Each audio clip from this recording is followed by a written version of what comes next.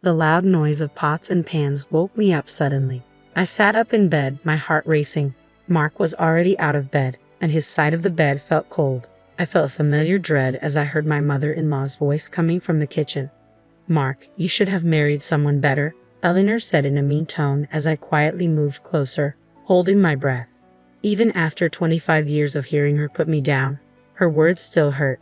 I hoped Mark would finally stand up for me, but he stayed quiet, like always. I walked into the kitchen, trying to be brave. "Good morning, Eleanor." She turned around quickly, giving me a mean look. "Oh, look who finally decided to join us," she said sarcastically.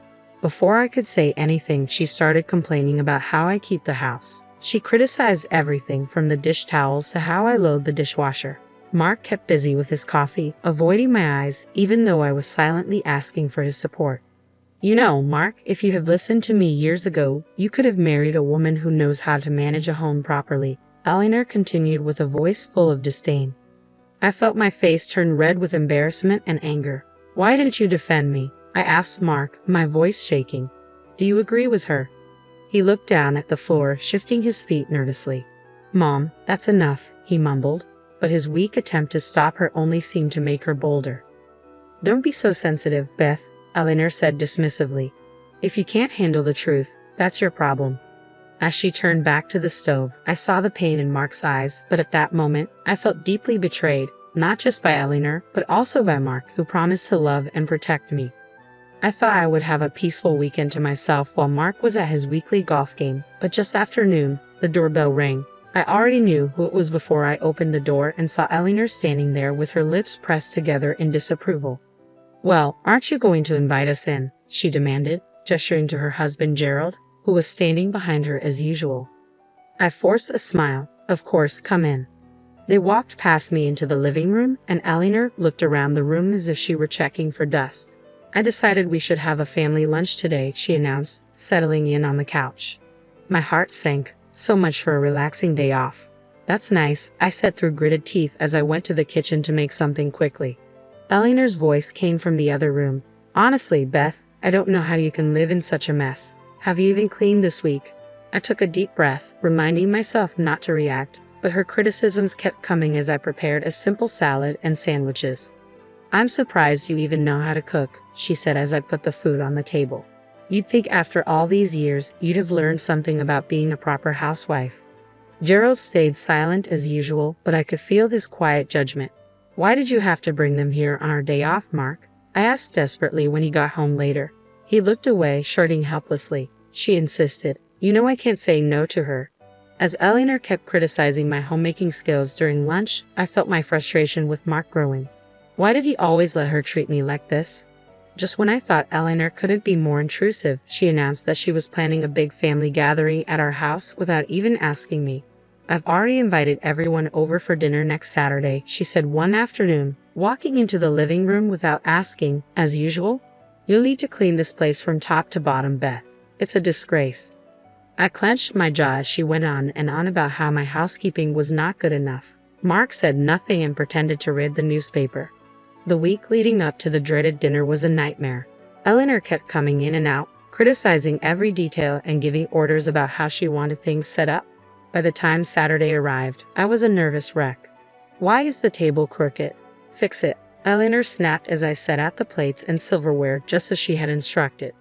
I bit my tongue and straightened the tablecloth with shaky hands. The doorbell rang, and the first guests began to arrive. Aunts, uncles, and cousins I barely knew. Eleanor greeted them all with a big smile, playing the perfect hostess. "Doesn't Beth's home look lovely?" she said to my aunt. "She's worked so hard to get it ready for us." My face burned with embarrassment as the backhanded compliments continued throughout the evening. Whenever I caught Mark's eye, he quickly looked away. After dessert, Eleanor started clearing plates from the table. "Honestly, Beth, I don't know how you managed this meal. The potatoes were so bland." "That's enough," I said, finally reaching my limit. I turned to Mark, who was slumped in his chair. "Why didn't you defend me? Why do you let her treat me like this?" He looked at me helplessly as the room went silent. At that moment, I realized our marriage was at its breaking point. After the disastrous family dinner, I felt like I couldn't take it anymore. Seeing the helpless look on Mark's face while he stayed quiet during Eleanor's attacks was the last straw. I knew I couldn't keep living like this. The next day, I called my best friend Linda. She has known me since we were kids and is always brutally honest, even when I don't want to hear it. "You have to get out of that toxic situation, Beth," Linda said firmly after I told her about Eleanor's latest insults. "Mark is too weak to stand up to her, and she'll never change." I took a deep breath. "I know, but how can I just walk away from my marriage?" "Sometimes walking away is the only way to save yourself," Linda replied. "You've given Mark more than enough chances to put his mother in her place. It's clear he's chosen her over you." Her words hurt, but I knew she was right. As much as I loved Mark, I couldn't keep exposing myself to Eleanor's cruelty and his unwillingness to act. Over the next few weeks, I started pulling away from Mark and focusing on my own life. I took up gardening again, something I had always enjoyed but Eleanor had mocked as a silly hobby. I began making plans to meet friends for lunch or dinner without asking for Mark's opinion. He looked confused whenever I made excuses about his mother visiting or mentioned some other activity he wasn't invited to, but I stayed determined, keeping my true intentions to myself. A sense of determination grew inside me. I was done being a doormat for Eleanor, for Mark, for anyone. I deserved happiness, respect, and the freedom to live on my own terms. And that's exactly what I was going to do.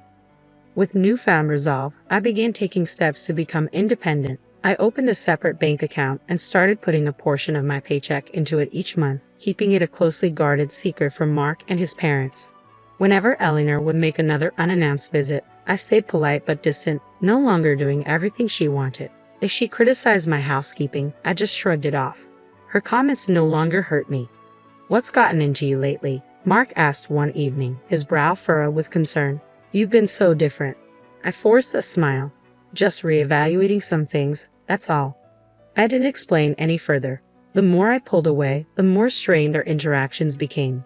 Mark seemed completely confused by my sudden aloofness. The once passive wife he knew slowly disappearing before his eyes. Good, I thought. Let him wonder. Let him realize I'm no longer the doormat he allowed his mother to walk all over. In truth, my mind was focused on bigger plans, finding a way to finally break free from Eleanor's toxic grip once and for all. With each paycheck I saved, that future came closer. I knew it would devastate Mark when I finally told him my plans. A part of me still loved him and hoped he might eventually find the strength to stand up to his mother himself. But I couldn't keep hoping for something that might never happen. I had to do this for myself. My new mantra became independence at any cost. The road ahead would be difficult, but I was determined to walk it alone if I had to. No more settling, no more suffering in silence. It was time to put myself first. With each paycheck I squirreled away, my secret savings account grew larger and eventually, it was enough to make my long-awaited move. One afternoon, I slipped out and met with a realtor, explaining that I needed to buy a small home just for myself. She showed me a cozy little bungalow, perfect for a fresh start. I put in an offer that day, using only my name on the paperwork. A few weeks later, the house was officially mine, a space where I could finally breathe, free from Eleanor's toxic presence. But I knew keeping it a secret was only delaying the inevitable explosion. That night at dinner, I could barely look at Mark without thinking about the news I was about to share. Eleanor prattled on as usual, criticizing everything from the meal to how I'd set the table. "Enough," I said firmly, setting down my fork. "I have an announcement." Eleanor raised an eyebrow but stopped talking. Mark looked at me with a puzzled expression. Taking a deep breath, I met his confused gaze. "I've bought a house just for me. I'm moving out." The words hung in the air as Eleanor's face twisted in anger. "You ungrateful little, how dare you make decisions like that without consulting me?" she yelled. "That's just it, Eleanor," I replied calmly. "It's my decision, not yours. I don't need your permission or approval." Mark seemed to shrink in his chair as his mother continued her tirade. I waited for him to speak up, to defend me like he never had before, but he stayed silent and sullen as always. In that moment, I felt both liberated and heartbroken. Leaving was the right choice, yet Mark's passivity showed how little he valued me after all these years. "Mother, stop," he finally mumbled. "Beth deserves her peace."